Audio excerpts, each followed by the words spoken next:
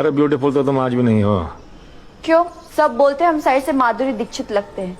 देखो, अरे तो क्या सारा उम्र साइड से देखेंगे का? हम तुमको सुंदर नहीं लगते का?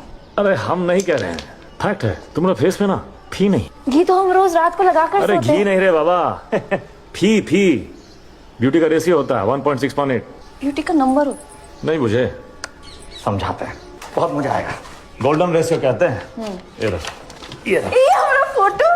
थोड़ा फोकस करो, इतना आसान नहीं है। तो ये जो प्रोपोर्शन है और ये जो प्रोपोर्शन है, इसका रेशियो अनुपात 1.6.8 होना चाहिए। दुनिया में जितना भी ब्यूटी का चीज है ना, फूल, पौधा, तितली, शंख, तो सब का रेशियो ई आता है 1.6.8। बड़ा फैंटास्टिक चीज है एकदम।